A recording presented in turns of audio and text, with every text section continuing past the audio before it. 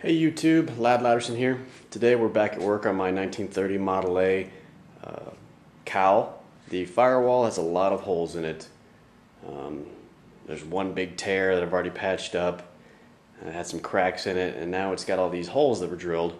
Some very clean, some not. But I'm going to show you how I patch them, and we'll get to work on that. So if you like what I'm doing here, go ahead and hit the like button. If you like my channel, hit subscribe. Thanks. Alright, we'll start off with an easy one. This one's got a bit of a curve on it as it rolls around the side of the firewall, but for the most part it's all flat surface. So the first thing I'm going to do is use some scrap cardboard and press it behind there. When I say scrap cardboard, the scrap cardboard I'm going to use is like a cracker box, kind of cereal box thin cardboard. It's flexible. You can cut it off of anything. I think this came off a box of crackers. But you're going to press it behind the hole and use a marker and just drag that marker along the inside of the hole.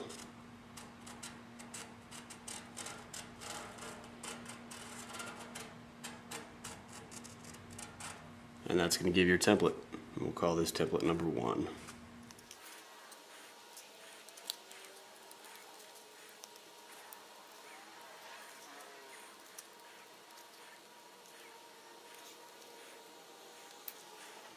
Alright, so you have your template cut out. I put an arrow. It helps you reference, the way that it faces if the hole's not perfectly round.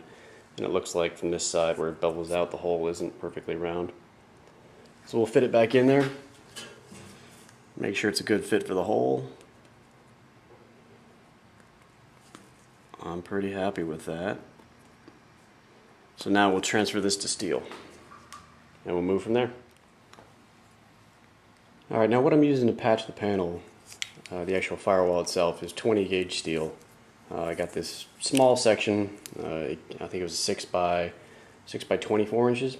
You can buy them at Lowe's, Home Depot, Tractor Supply, any industrial store like that. But it's 20 gauge steel, and I know I need 20 gauge because I used my gauge thickness ruler. So I think the firewall is actually 19. So if I take 19 and slide it onto an open flange of the metal, and see 18 goes on there, and then further down.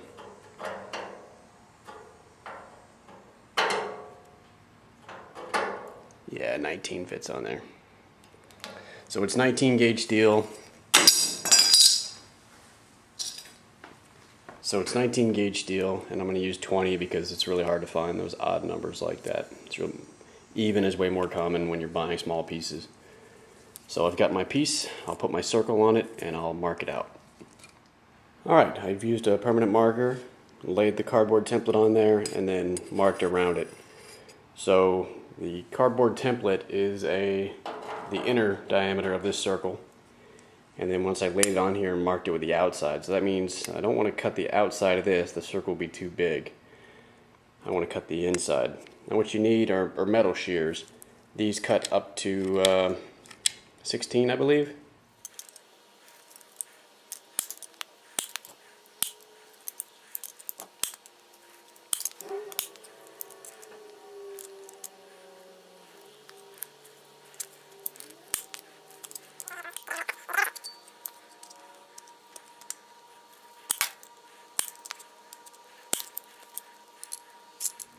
Alright, now once you have it cut out with hand tools, you want to completely remove all the black around the edges, all the remnants of the marker you used.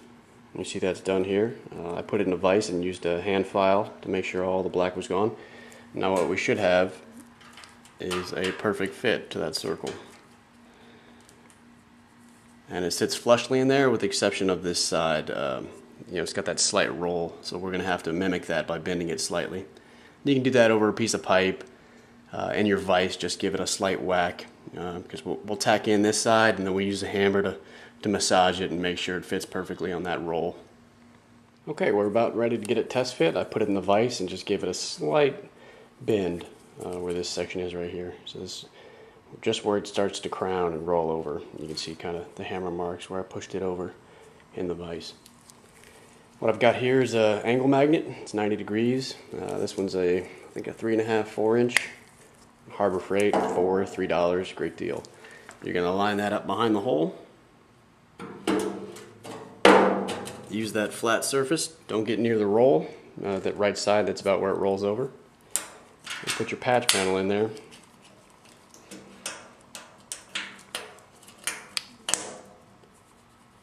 And as you can see, we achieved a pretty good fit. We'll move to the side. This edge that's exposed, like I said, once we get the right side tacked in, we'll just make sure that's perfectly flush, ease it in with a hammer, and then tack weld the back side of that. So we'll move on to welding. Alright, so here we are on the inside. We've moved the magnet to the outside, and we're going to weld on the inside to ensure that we don't have as much to grind out on the outside. It should be a flush fit on the outside, and then you have the welds on the inside.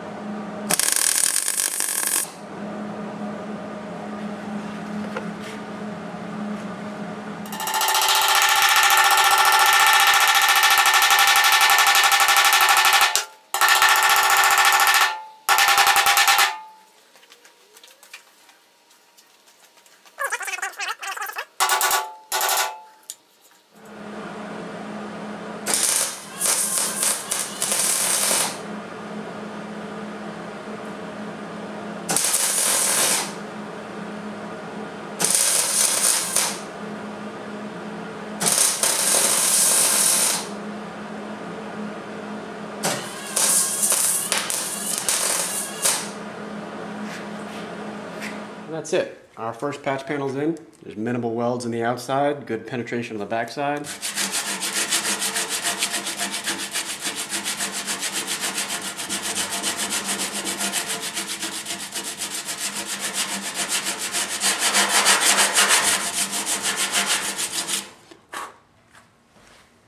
It'll require some final welding, but I'm very happy with that, and I'll move on to the next 10 or 15 of those.